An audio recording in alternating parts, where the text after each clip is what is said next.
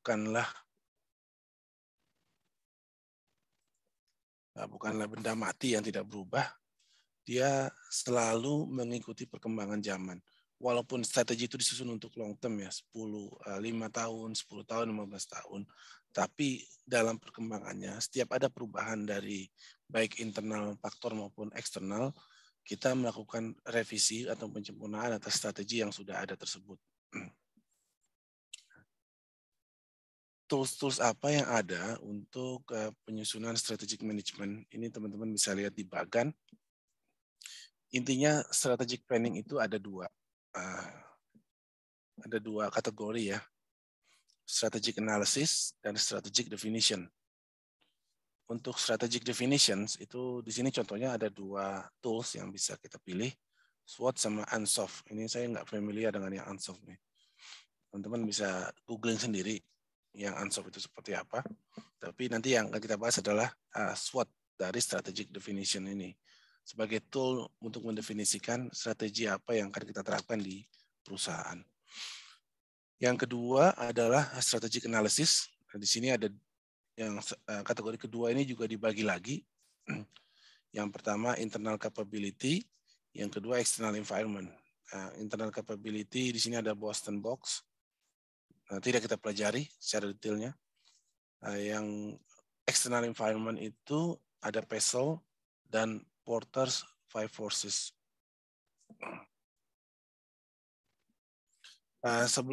Jadi yang akan kita bahas fokusnya adalah PESEL untuk strategic analysis dan SWOT untuk strategic definition. Namun di sini menarik juga untuk sekilas nih sebelum kita masuk ke dua tools tersebut, kita sekilas menengok apa ini maksud dengan Porter's Five Forces. Kebetulan saya cukup familiar.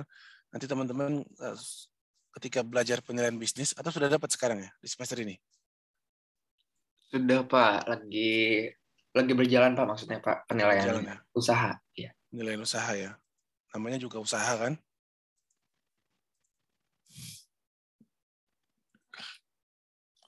Porter, disinggung nggak Porter Five Forces di situ? Di mata kuliah penilaian usaha? Disinggung Pak. Disinggung ya, kita lihat sekilas apa itu Porter Five Forces ya. Ini menarik nih.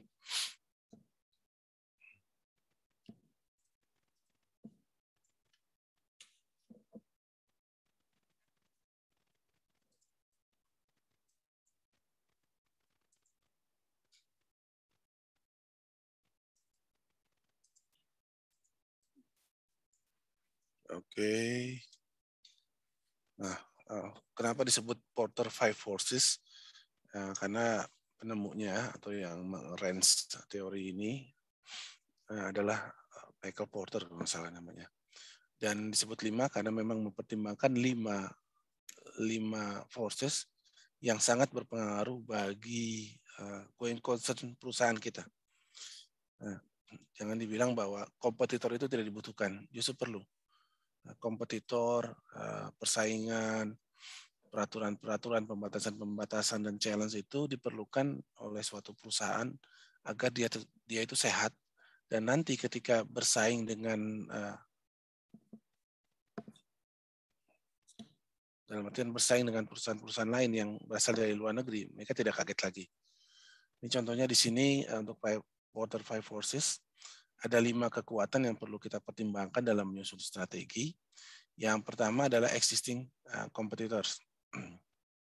Kalau kita bicara ini karena saya pahamnya cuma sedikit BUMN ya, yang kebetulan saya ditugaskan untuk saya pegang Garuda misalkan. Existing competitornya siapa?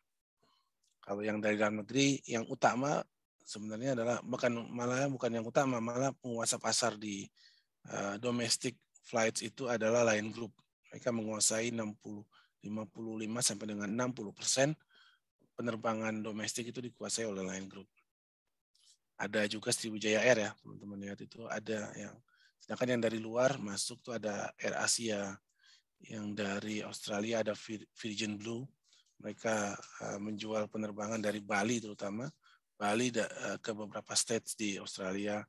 Dari Singapura itu ada anak perusahaan Singapore Airlines. Jadi kalau Garuda itu punya Citylink, Kalau Singapore Airlines saya lupa namanya tuh. Itu murah sekali tuh tiketnya itu. Bahkan lebih murah daripada tiket dari Jakarta ke Papua. Terus kalau dalam haji dan umroh, saing Garuda itu selain dalam negeri yang lain kalau nggak salah sudah mulai umroh. Kalau dari luar negeri untuk haji Garuda memang ada perjanjian bilateral. Jadi kalau itulah untungnya Arab Saudi itu. Mereka ada perjanjian bilateral. Ketika ada penerbangan dari suatu negara ke kota-kota tujuan ziarah itu, maka diperbolehkan juga, diwajibkan untuk dibuka peluang Saudi Airlines. Saudi Airlines terbang juga. Jadi kalau Jakarta Jeddah, nah Saudi Airlines juga harus memiliki jadwal penerbangan Jeddah Jakarta dan return tiket ya. Kalau umroh, nah ini umroh ini kita lihatnya bukan berarti peluang untuk Garuda saja itu dan Saudi Airlines, enggak juga ternyata ya. Ini kalau teman-teman lihat kalau paket umroh itu kan biasanya diselipkan dengan wisata sekaligus ya. Ada umroh plus Yaman. Sekarang Yaman sedang diamuk perang. Umroh plus Jordan, umroh plus Mesir, dan umroh plus Turki. Nah, Turki ini tiketnya juga murah tuh.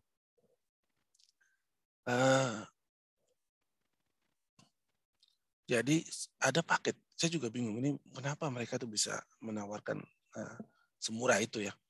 Paket 10 hari ya. 10 hari termasuk penerbangan ya. Hitung-hitungnya cuma 7 hari lah. Di sana Turki itu cuma bayar satu orangnya itu 15 juta. Untuk 10 hari udah termasuk tiket, hotel, makan, dan transportasi di sana. Jadi teman-teman tinggal bawa kolor aja. Bawa kolor ke sana, bayar 15 juta, sudah jalan-jalan Turki itu, keliling Istanbul, terus beberapa objek mereka di Asia Minor ya, beberapa peninggalan Romawi zaman dulu, peninggalan kerajaan Islam dan sebagainya. Nah, cuma 15 juta, saya bayangkan kok bisa semurah itu gitu. Nah itu tantangannya berarti ke depan kalau kita ingin memajukan pariwisata ya nggak main-main dan fasilitas di sana memang jauh lebih siap dibandingkan kita. Ke Singapura juga. Jadi orang-orang di Sumatera nih, kebetulan keluarga istri saya orang Sumatera itu lebih murah mereka itu berobat ya, untuk berobat, untuk pendidikan, untuk wisata itu lebih murah ke Malaysia dan Singapura dibandingkan mereka ke Jawa. Kalau zaman dulu itu kan kalau zaman saya masih kecil ya, kalau sudah berfoto di Monas itu kayaknya luar biasa gitu. Nah sekarang nggak lagi di Sumatera itu lebih murah berwisata ke Singapura dan Malaysia dibandingkan dengan ke Pulau Jawa. Dan ini nggak bisa dicegah. Kita nggak bisa bilang dengan slogan-slogan misalkan pokoknya NKRI lah wisata harus ke domestik, nggak bisa seperti itu. Kalau ingin menarik wisatawan domestik harus ada insentif-insentif, perbaikan-perbaikan prasarana yang kita siapkan di daerah-daerah tujuan wisata di Jawa, di Bali, di Lombok dan sebagainya. Tadi yang existing the first force of Porter theory ya. The second force ini yaitu yang mana dulu nih? Yang atas dulu deh. Kita clockwise ya. Threat of new entrants. Dalam industri airline, threat of new entrants-nya itu bisa dikatakan kecil. Kecil ya. Ini kadang-kadang nggak fair juga nih. Saya jelaskan industri airline, nanti teman-teman ada yang kebagian membuat tulisan mengenai Garuda nih. Nah, sekilas saya deh kalau gitu. Ya, bagaimana new entrants-nya ini, kenapa kecil di industri airlines? Karena ini capital intensive. Itu untuk masuk ke industri ini dibutuhkan dana yang sangat besar. Sehingga tidak sembarangan orang yang punya dana sekalipun mau masuk ke industri ini. Jadi semakin susah pemain baru di suatu industri, kita sebagai pemain lama dalam tanda kutip diuntungkan. Yang kedua, bargaining power of buyers ya. Nah, kita lihat customer kita ini banyak atau sedikit. Ya, semakin banyak customer, berarti posisi kita semakin tinggi. Tapi kalau customer atau buyer kita cuma 1 atau 2, maka posisi kita menjadi tanda kutip lebih lemah. Dan ini juga dilihat apakah customer kita itu sensitive to price changes. Ya, kalau customer kita, misalkan teman-teman dulu ketika, kalau saya dulu ya masih kos itu, harga tempe beda 100-200 saja saya pindah warung dulu itu. Harga soto naik dikit pindah warung. Nah, kalau sekarang teman-teman atau nanti ketika sudah lulus ya itu beda lagi perspektifnya. Ketika cari rumah makan bukan yang harganya paling murah dan menunya paling banyak ya porsinya, tapi yang dilihat misalkan faktor kebersihan, faktor kesehatan dan sebagainya. Jadi price itu bukan masalah yang utama lagi. Nah, ini juga dalam hubungan kita dengan buyer, semakin sensitif buyer terhadap price, maka semakin risky, semakin rentan penjualan kita itu terpengaruh. The fourth force itu adalah threat of substitute products. Misalnya kita menjual apa ya?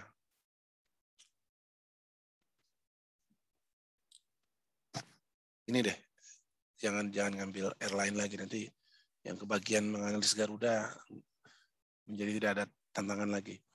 Kita ambil contoh mie instan.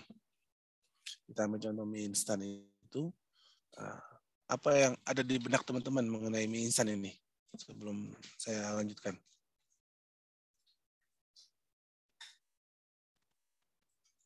Murah, Pak. Siapa tuh yang jawab? Olivia. Murah. Terus apa lagi? Instan, Pak. Iya, sesuai namanya instan. Apa lagi? Ada di mana-mana, Pak. Ada di mana-mana. Saya belum ketemu yang saya inginkan nih jawabannya. Oke, terus. Enak, Pak. Enak. Enaknya karena apa? Micinnya, Pak. Nah, itu dia tuh. Jadi siapa jawab micin tuh? Khofifah.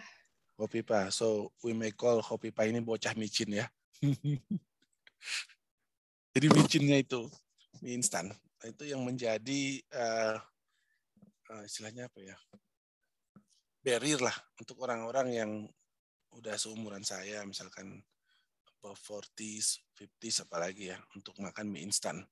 Nah, bahkan sekarang untuk umur 30 juga teman-teman saya banyak tuh umur 30 sudah kena asam urat. Jadi teman-teman nih kalau ingin sehat, dijaga itu mulai dari usia teman-teman lulus dari D3.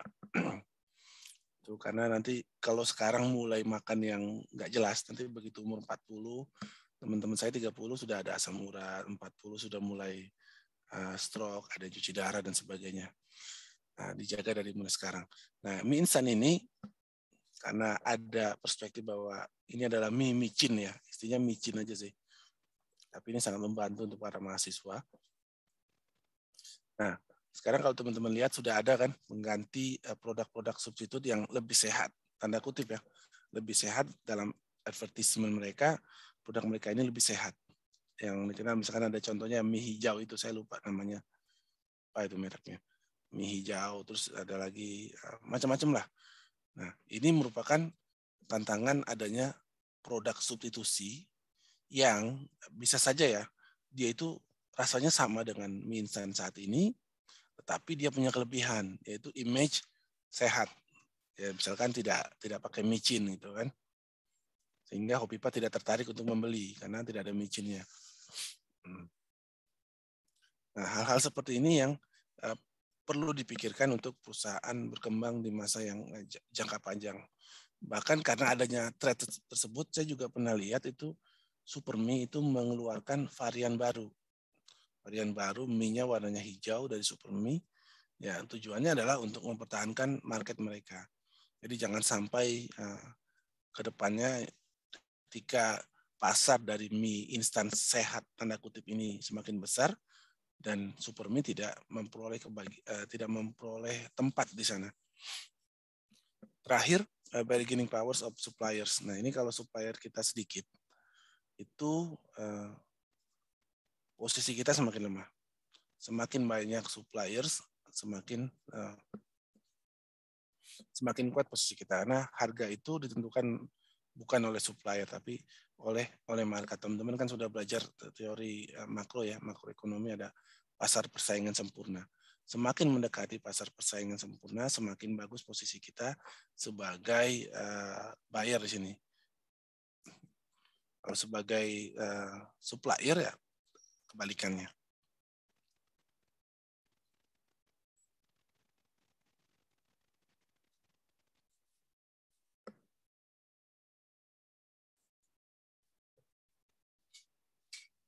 Okay, next.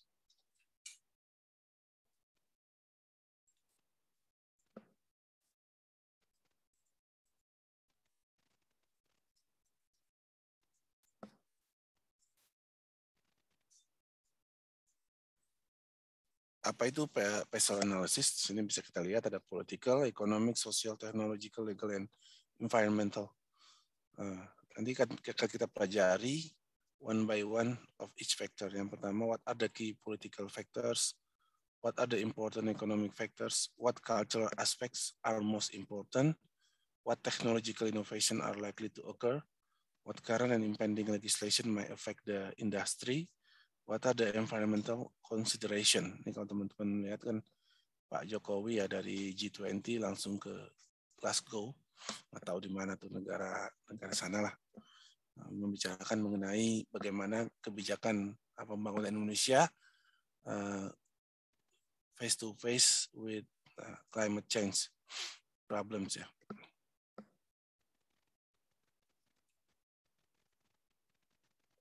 Nah, kapan kita menggunakan PESEL analysis nih?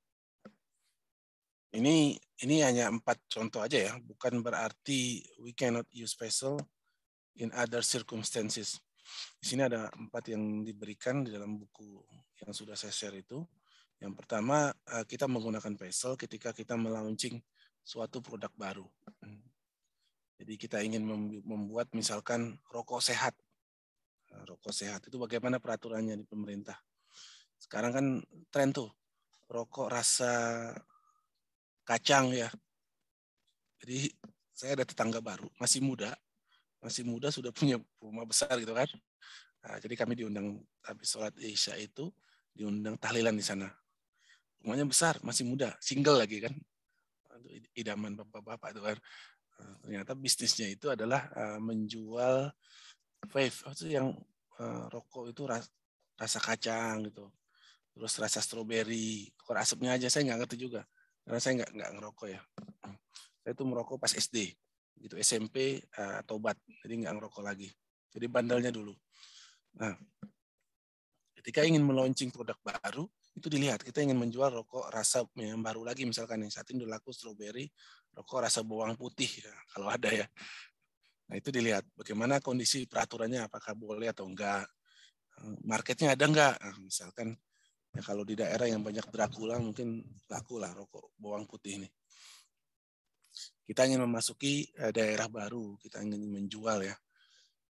Misalkan kita memproduksi mesin-mesin pertanian, Alsintan, alat dan mesin pertanian. Kita ingin jual di daerah mana?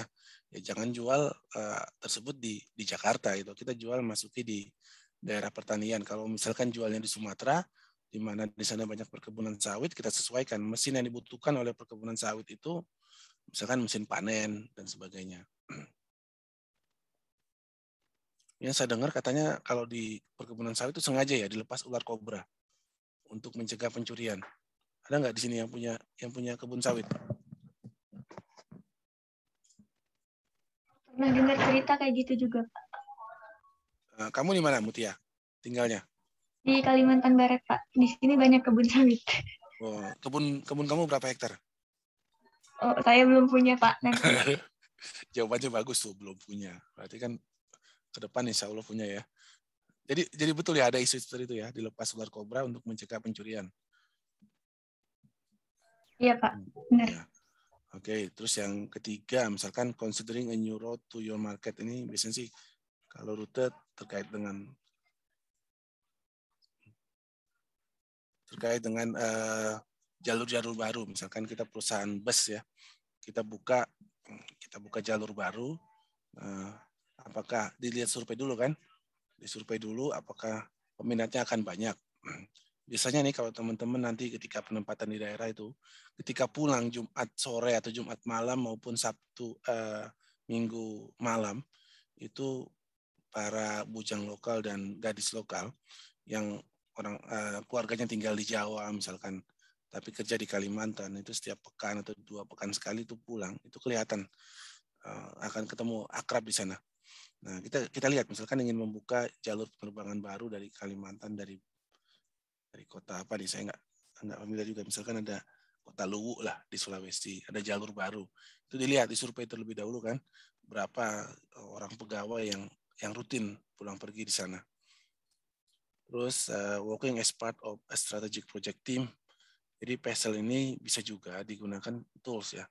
Misalkan perusahaan kita ingin membuat semacam konglomerasi atau joint ventures dengan perusahaan asing. Nah, di sini kita menyusun PESEL analysis yang kita susun di mana posisi entitas kita di dalam joint venture tersebut.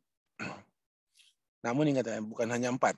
Nanti kalau ada kebutuhan-kebutuhan lain ya dipertimbangkan. Tapi secara umum bisa dikategorikan ke dalam 4 kelas di mana kita memerlukan PESEL analysis ke depannya.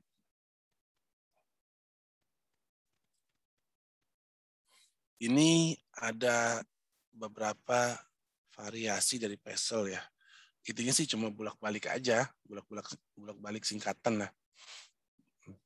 Nggak signifikan lah.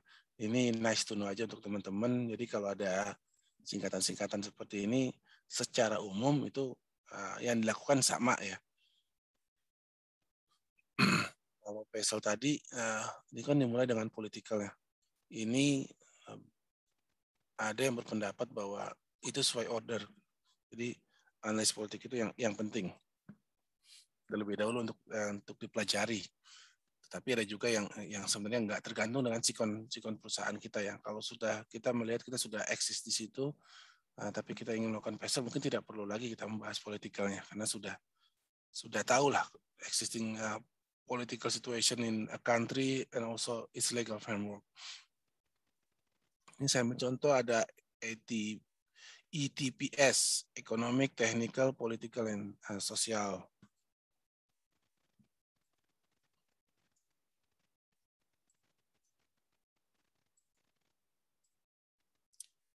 Ada yang namanya STEP, Strategic Trend Evaluation Process. Ada STEP P, Social, Technological, Economic, Political, and Ecological. Ada PES, ini kayak penyakit nih, PES, Political, Economic, Social, and Technological. Steeple, etc. Nah, jadi intinya cuma dibulak-balik nama lah. Kadang-kadang ada penggantian istilah. Di sini ada tambahan demografik nih, demografik ya. Demografik itu kan sebenarnya bisa dimasukkan ke faktor sosial juga. Jadi tidak terlalu signifikan.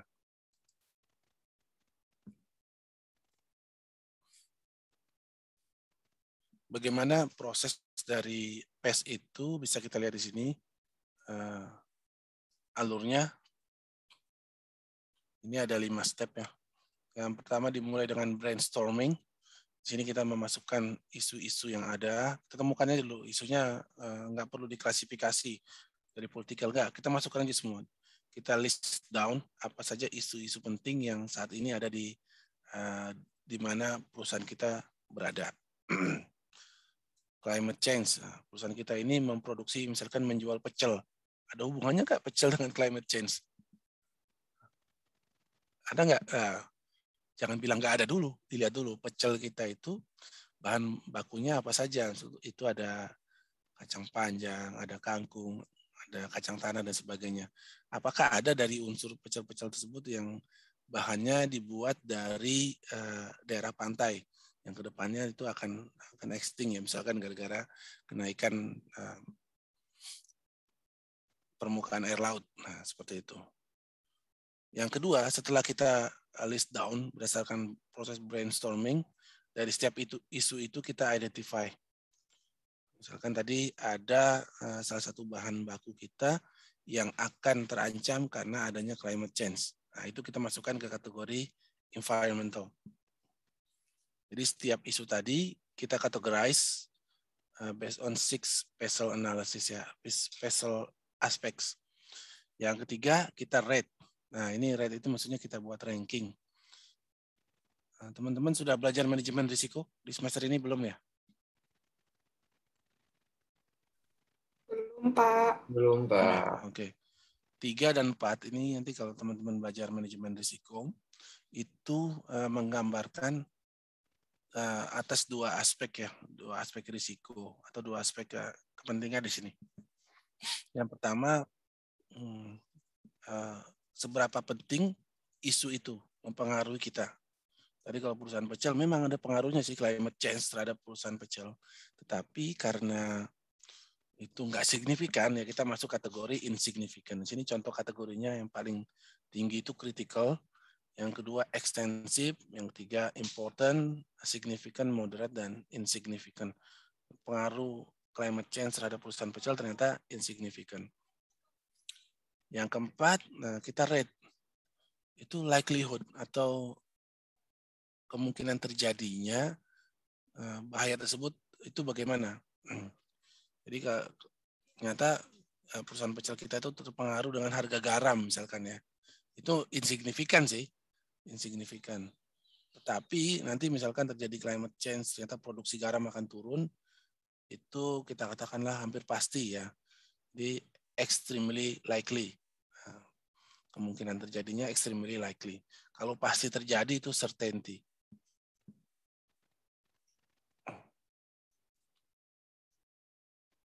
Misalkan juga climate change itu mempengaruhi produksi kangkung ya. Nah ini ternyata kangkung itu bagian sayur yang paling penting dalam pecel. Kita masukkan dia untuk relatif importance-nya ekstensif seperti itu. Next stage-nya itu adalah yang terakhir, briefly consider the implication if the issue did occur. Jadi kalau isu-isu tadi terjadi, bagaimana impact-nya bagi perusahaan dan bagaimana kita memitigasi, menyiapkan rencana-rencana mitigasinya. Kalau itu suatu tantangan ya. Kalau itu peluang, bagaimana kita menyiapkan rencana untuk menangkap peluang. Peluang itu opportunities ya. Kalau teman-teman lihat-lihat dalam bahasa Inggris itu ada collocation. Collocation itu maksudnya ada kata-kata tertentu yang tepat dipasangkan dengan kata-kata yang lain itu. Misalkan tadi opportunities. Opportunities itu collocation-nya dengan to seize. Apa ya kalau terjemahannya to seize itu menangkap mungkin ya. Opportunities dengan power itu to seize power, to seize opportunities. Nah, jadi peluang itu harus ditangkap. Ada seize itu menunjukkan ada effort yang besar untuk memperolehnya. Sekarang coba kita tengok satu demi satu ya dari setiap faktor itu. Nah ini udah 747, teman-teman silakan isi presensi dulu.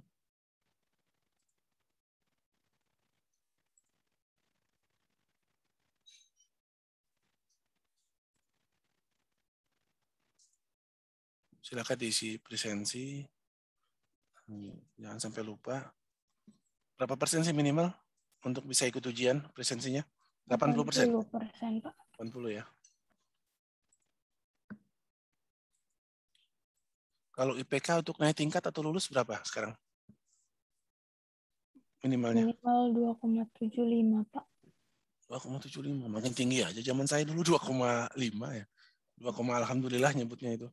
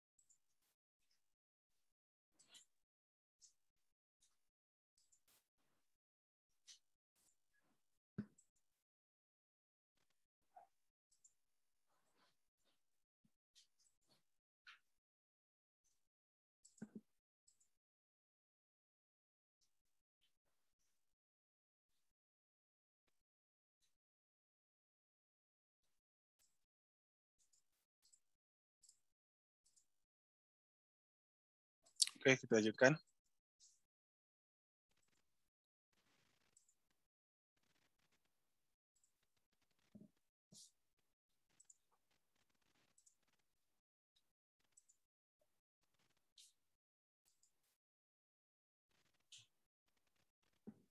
Ya, untuk yang political factors di sini ada government stability, employment and operational laws, ada government leadership, trade restriction or reform, ada tax regulation. Ini pemerintah baru saja ya dengan DPR itu menyetujui undang-undang perpajakan yang baru. Ini saya coba kirim ya.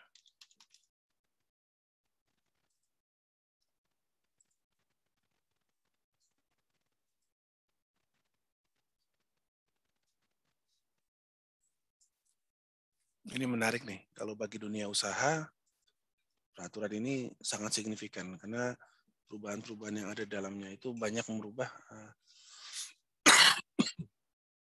ketentuan perpajakan yang sudah puluhan tahun ada di Indonesia. Salah satu trigger dari pemerintah memutuskan atau merubah peraturan pajak ini adalah, jadi kalau teman-teman lihat itu belajar pajak itu ada yang namanya tax fraud, ada tax evasion ya. Tax fraud itu illegal, tapi tax evasion atau saya mana yang terlupa saya istilahnya tuh. Jadi ada yang satu itu illegal, satu lagi legal. Kalau tax fraud itu jelas illegal. Kalau yang legal itu kita memanfaatkan loophole yang ada di peraturan sehingga kita membayar pajak kecil or even not paying at all. Contohnya ya, misalkan kita menggunakan mekanisme transfer pricing. Jadi kita punya anak perusahaan baru di tax haven countries ya. Tax haven countries itu ada negara somewhere in the middle of Pacific Ocean. Jadi ada negara-negara di sana itu yang jumlah perusahaannya lebih banyak daripada jumlah penduduknya. Teman-teman bayangkan itu. Jumlah perusahaan di negara pulau itu, somewhere in the middle of Pacific Oceans, the number of companies is much higher than the number of its own population. Jadi ya karena mereka itu membuat peraturan yang surganya pajak atau tidak ada pajak atau kecil sekali. Hingga perusahaan-perusahaan besar banyak buka di sana punya perusahaan cabang yang beroperasi di sana. Jadi keuntungan itu dialihkan ke paper company yang ada di sana. Bahkan perusahaannya namanya aja gitu loh, tapi tidak beroperasi, tidak ada kantornya, dan itu dimungkinkan di tax haven countries tersebut. Dan undang-undang harmonisasi perpajakan yang baru diterbitkan oleh DPR, setuju DPR tersebut ya, dan ditantangani oleh Pak Jokowi, kita ingin meminimalisasi terjadinya hal tersebut. Kan kalau teman-teman lihat, walaupun ya contradictory condition ya, ada pejabat-pejabat kita yang masuk di beberapa kali itu ada di WikiLeaks, dan terbaru ada, saya lupa namanya, ada skandal menteri yang namanya dia memiliki perusahaan di tax haven countries tersebut. Nah ini menarik untuk di riset lebih jauh sebenarnya. Nah, terus ada juga di sini corruption levels ya, tingkat korupsi. Jadi ada dua statement yang bertentangan yang kita peroleh ya. Kalau teman-teman baca di literatur, semakin tinggi tingkat korupsi, harusnya semakin bagus investasi ya. Semakin rendah investasi yang masuk. Tapi ada statement yang mengatakan bahwa ketika KPK terlalu ketat, maka investasi yang masuk ke Indonesia malah berkurang. Nah, jadi perbedaan antara statement dengan teori yang kita pelajari ini kadang-kadang kalau bagi researcher yang independen mereka bisa meneliti ya, tapi kalau teman-teman yang bekerja di misalkan nanti peneliti di BKF pada statement seperti itu agak berat juga nih. Tapi intinya kita harus tanamkan bahwa sebagai seorang akademisi kita itu independen. Kalau ketika ada hal yang bertentangan kita tuliskan juga, cuma masukannya itu kita tuangkan dalam bentuk report ya, bukan kita tuliskan di media massa. Kita kritik pemerintah dari dalam, karena kita posisinya ada di dalam. Jadi dalam ND itu teman-teman masukkan nanti. Ini loh menurut kami berdasarkan riset ternyata tingkat korupsi yang tinggi akan mencegah atau mengurangi investasi yang masuk. Jadi dalam di DJKN sendiri kita akan membahas mengenai pemberian investasi kepada BUMN. Itu tidak semudah yang dibayangkan. Jadi di luar itu memang ada kesan kita memberikan investasi kepada BUMN sakit, tapi prosesnya itu panjang, ada perdebatan, ada check and balance yang kita pertahankan. Sehingga meminimalisasi lah, bukan menghilangkan ya, masuknya rent seeker atas setiap kebijakan yang kita tentukan. Kalau Bu Menteri itu, saya ingat statement Bu Menteri, Bu Sri Mulyani ya, rent seeker itu kan ada yang besar, ada yang kecil ya. Kalau masyarakat kecil yang misalkan double pemberian bansos, kata Bu Sri itu bilang, itu jangan difokus ke sana gitu loh. Kita fokusnya yang penting dapat dulu semuanya, apabila ada beberapa orang yang mendapatkan double, nggak masalah lah. Tapi intinya secara keseluruhan program tersebut berjalan secara efektif. Nah, kita ini termasuk negara yang beruntung ya, government kita stabil, penggantian itu jelas mekanisme melalui pemilihan umum. Nah, hanya 2 kali lah pergantian pemerintahan kita yang cukup heboh ya, dari zaman Bung Karno ke Pak Harto dan dari zaman Pak Harto ke Pak Habibie waktu itu. Ini juga penting, stability of neighbors, bagaimana kondisi negara-negara di sekitar kita. Di ASEAN itu adalah salah satu organisasi regional yang paling kompak ya, yang paling stabil lah dibandingkan dengan misalkan Afrika Union ya. Afrika itu setiap saat ada saja perang saudara dan sebagainya. Jadi secara political factors lumayan lah posisi Indonesia ini. Yang berikutnya adalah economic factors. Di sini ada inflation, taxes and duties, finance and credit, working practice, exchange rate, dan sebagainya. Ini intinya di sini juga penting nih. Misalkan ada exchange rates. Exchange rate ini kaitannya dengan kalau perusahaan asing yang masuk ke Indonesia, mereka tuh memilih tuh apakah rupiah itu menjadi denominasi laporan keuangan mereka ataukah dolar ya. Dilihat apakah ada ketentuan yang mewajibkan menggunakan rupiah. Kalau tidak ada, biasanya mereka menggunakan mata uang di mana negara mereka berasal atau induknya berasal. Ada juga social factors. Di sini mempertimbangkan ada lifestyle, attitudes and beliefs, social mobility, education, demographics, ya, ethics and religion, historical issues, cross-cultural communication.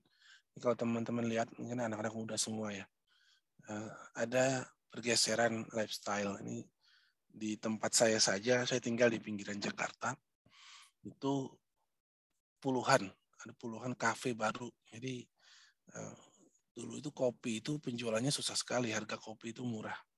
Kalau sekarang itu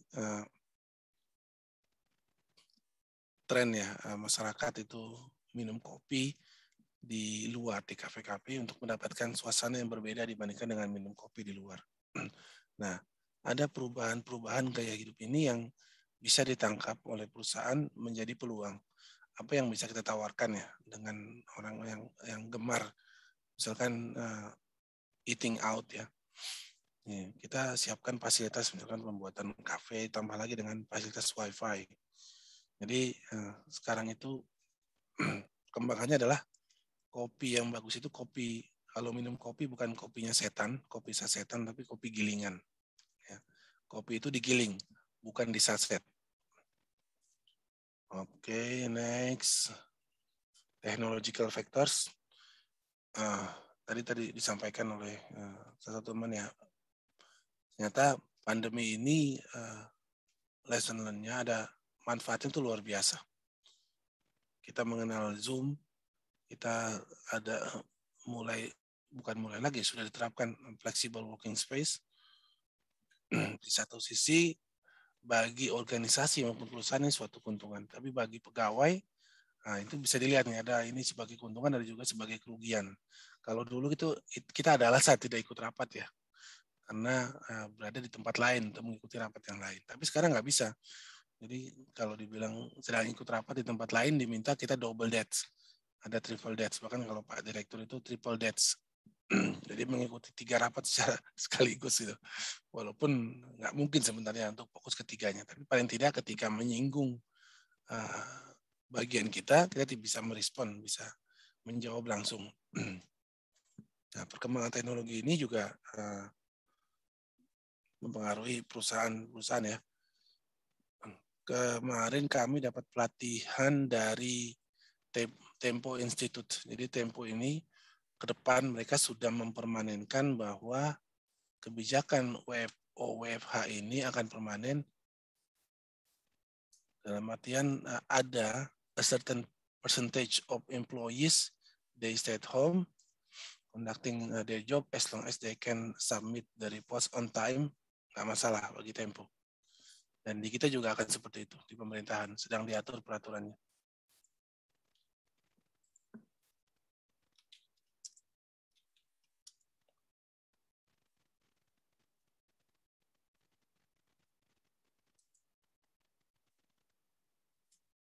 Sebentar ya, saya ada chatting dari sekretaris Pak Direktur.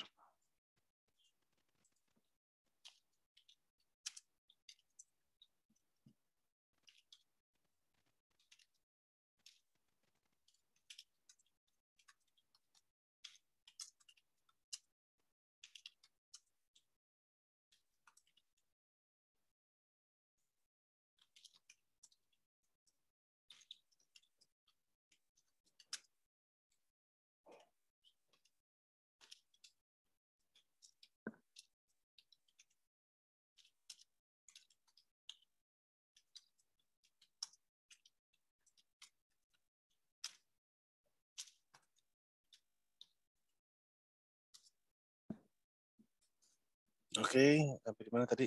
Technological factors. Di sini juga ada intellectual property, ada patent license. Di kita sudah ada undang-undang hak atas kekayaan intelektual, tapi memang law enforcement-nya masih rendah lah, masih rendah ya. Jadi agak berat bagi, misalkan kalau itu para artis ya, kalau kita masih menggunakan MP3 bajakan, film-film bajakan dan sebagainya. Intinya di sini teknologi factors itu terutama mempengaruhi bagaimana perusahaan berproduksi, dan yang kedua bagaimana perusahaan berhubungan dengan customer-nya. Sekarang ini karena kemudahan sistem informasi ya, seringkali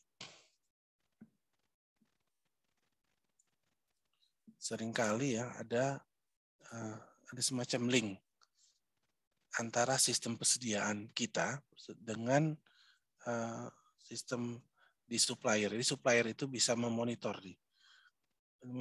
kebutuhan bahan baku kita. Misalkan kita bahan bakunya ada A sampai Z misalkan.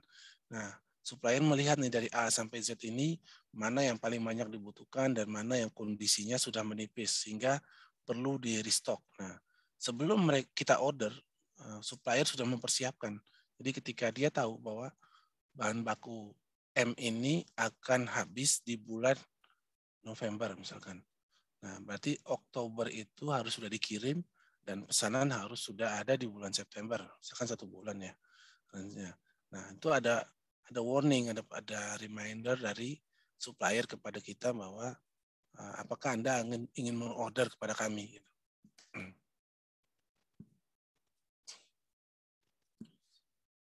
Nah, legal factors, di sini ada peraturan perpajakan. Ini legal factors ini interchangeably dengan political factors ya.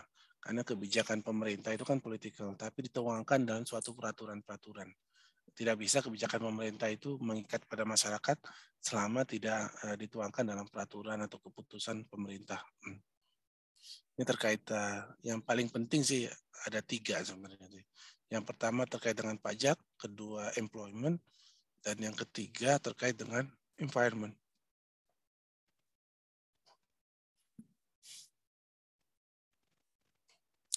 Dan industri yang extremely regulated itu ada 2, yaitu insurance dan banking. Karena ini efeknya itu mempengaruhi sistem keuangan suatu negara. Jika satu bank kolaps, itu bisa mempengaruhi pertumbuhan perekonomian secara keseluruhan. Beda dengan misalkan satu airline bangkrut misalnya. Dulu kan kita sudah mengalami itu. Ada yang namanya Adam Air, ada Mandala, Merpati, itu kan udah kolaps ya. Tapi tidak terlalu signifikan pengaruh terhadap perekonomian. Tapi kalau bank atau perusahaan asuransi itu besar sekali. Makanya pemerintah ketika Bank Senturi ada permasalahan suntikan dana. Juga kemarin ada kasus korupsi ya di Jiwasraya, tapi masih dibantu oleh pemerintah. Bukan dibantu orang-orangnya, tapi dibantu entitasnya untuk mencegah jangan sampai ada domino effects ke perusahaan-perusahaan lain dan akhirnya menyebar. Bukan hanya pada industri perbankan dan asuransi, tapi industri-industri yang lain. Karena mereka berhubungan dengan merupakan financial intermediaries agencies yang berhubungan dengan industri-industri lainnya.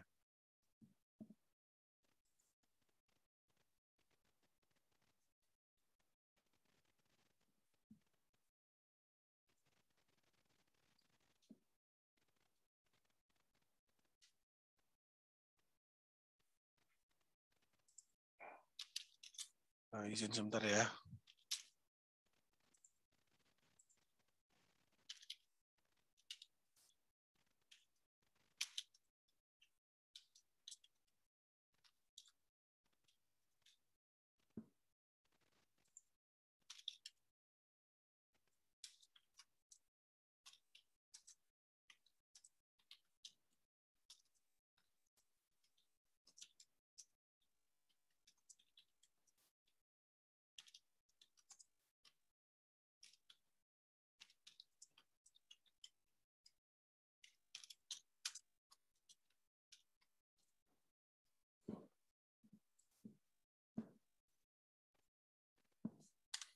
Oke, next. Nah, ini keuntungan dan kerugian dari penggunaan PESEL.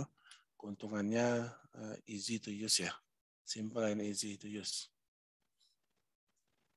Yang kedua, involves cross-functional skills and expertise. Jadi dari ekonomis, accountant, operation ini diperlukan semua. Aids and encourage the development of strategic thinking within your organization. Jadi kalau organisasi itu seperti air.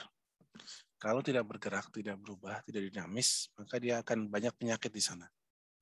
Banyak muncul-muncul permasalahan. Nah, PESEL ini mendorong setiap thinkers ya, middle to top level management untuk selalu berpikir, memperhatikan perubahan-perubahan yang ada di environment maupun di internal.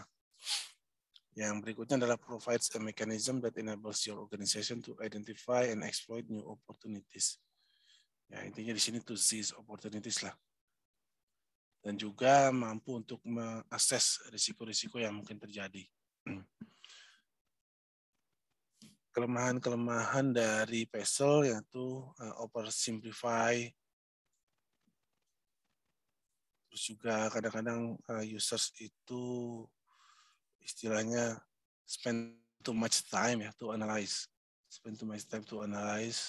to worry about the worsening condition. Nah, seperti itu nggak bagus juga. Tapi memang disadvantage-nya ini bisa dimitigasi dengan alokasi waktu dan sumber daya yang tepat. Jangan terlalu kita memikirkan strategi, tetapi implementasinya kurang di lapangan.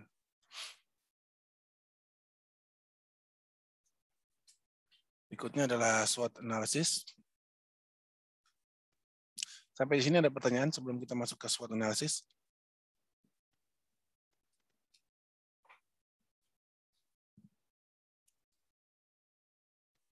Kalau tidak ada, kita masuk langsung ya. Ini teman-teman sudah sering mendengar ya. Ini digunakan. Jadi ada 4 matriks, ada 4 kuadran dalam SWOT analysis. Ada strengths, weaknesses, opportunities, and threats. The first quadrants are originally from our internal issues, ya, strengths and weaknesses, and the last 2 are for the external aspects. Yang strengths ini adalah apa saja yang kita miliki yang menguntungkan kita, favorable, menguntungkan untuk mencapai tujuan organisasi. Kalau weaknesses kebalikannya dari strengths. Berikutnya opportunities adalah peluang-peluang yang bisa kita tangkap untuk mempercepat atau mempermudah perusahaan mencapai tujuannya. Threats sebaliknya, dari tantangan itu menghambat perusahaan untuk mencapai tujuan.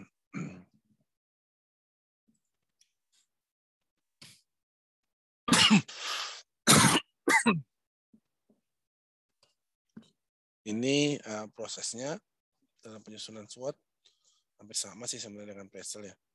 Pertama, define objectives, define factors involved, produce an analysis, setelah itu siapkan strategi alternatif, dan terakhir apabila ada perubahan kita buatkan SWOT yang baru. Jadi SWOT itu harusnya berubah terus ya. Yang jumlah kelemahannya kita harus sudah pindah menjadi kekuatan.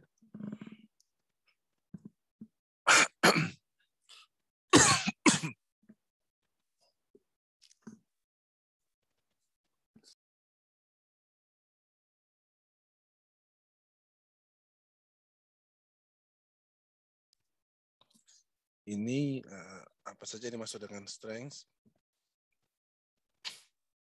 What do we do well? Apa yang kita lakukan dengan baik itu kekuatan ya.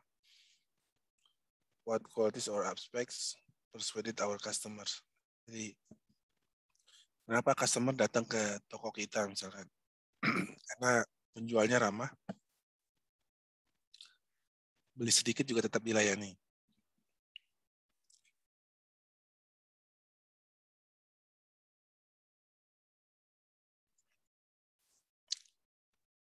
Ini kelemahan, sebaliknya teman-teman bisa baca sendiri ya. Betul nih, saya batuk, saya agak kambuh lagi nih. Ini external analysis, yaitu opportunities and threats.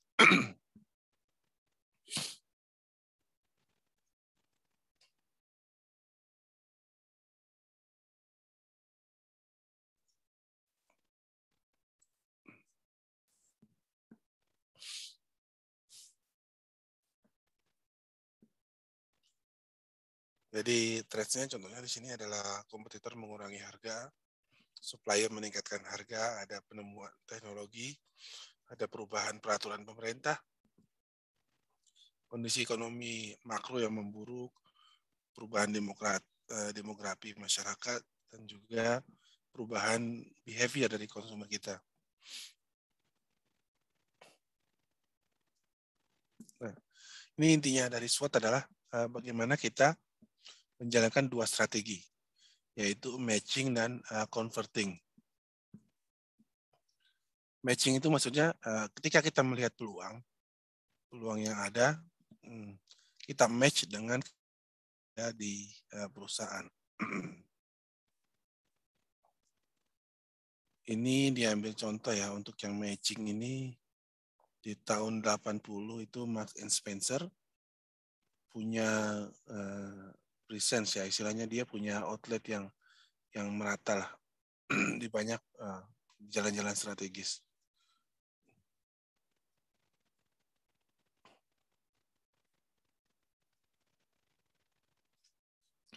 Ketika ada produk baru di sini, high quality food ya, and beverage, mereka segera mengambil alih penjual tersebut, menawarkannya dengan menggunakan kelebihan mereka, yaitu posisi toko-toko yang strategis di jalan-jalan utama. Converting itu maksudnya melihat apabila ada tantangan atau kelemahan yang ada di perusahaan, kita convert. Kelemahan kita convert menjadi kekuatan, atau paling tidak dia menjadi netral, sedangkan tantangan kita convert menjadi peluang.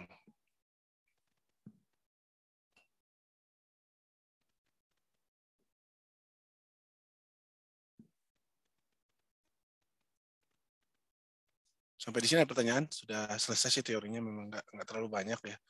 Nanti juga saya dalam diskusi ini saya nggak expect berlebihan ke teman-teman. Jadi masing-masing tugasnya nanti individual aja, walaupun nanti ada diskusi. Diskusi itu gunanya untuk mengetahui perspektif dari teman-teman yang lain, untuk aspek transportasi yang lain. Jadi misalkan teman-teman ke bagian Garuda, teman-teman bisa mendapatkan perspektif dari yang ditugaskan untuk menganalisis PELNI dan menganalisis PT KAI. Dikumpulkan kan depan ya, tapi usahakan hari ini sudah selesai. Jadi di rumah dengan teman-teman tinggal menuangkan saja. Ada pertanyaan sampai di sini? Izin bertanya, Pak. Silakan, Novita. Nah, saya masih bingung, Pak. Variasi-variasi pastel tadi itu muncul karena apa ya, Pak? Dan apakah ada perbedaan pada penggunaannya ya, Pak? Makasih, Pak. Oke.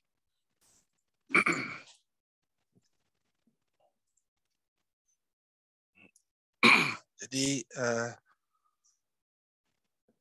sebenarnya variasi ini tergantung kepentingan. Ketika dia membatasi, misalkan yang PES ini ya, yang hanya 4 tersebut.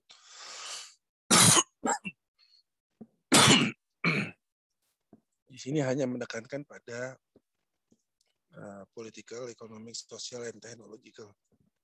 Jadi faktor-faktor yang lain kurang signifikan berpengaruh pada perusahaan.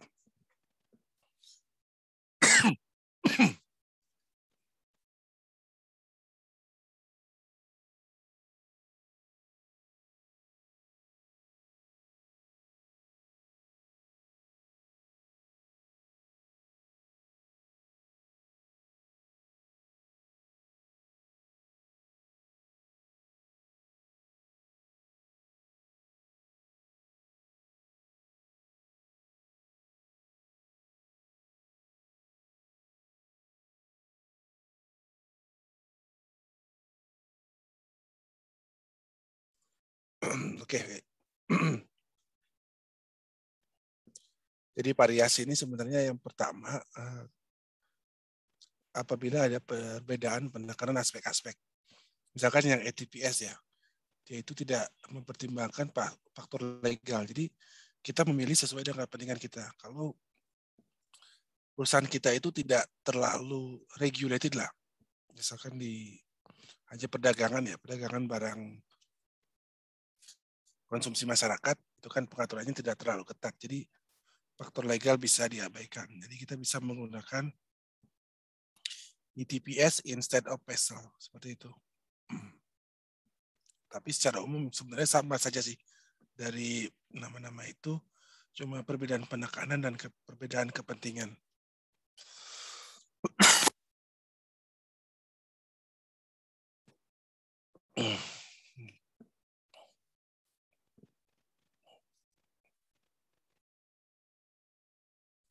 Ada lagi yang lain?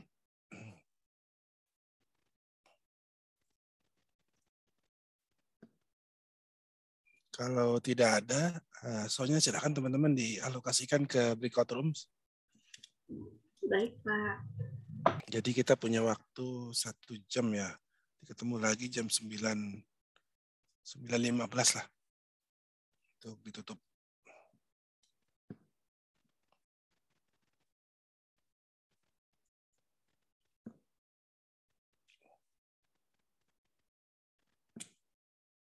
Sambil menunggu soalnya, apabila ada pertanyaan silakan, teman-teman.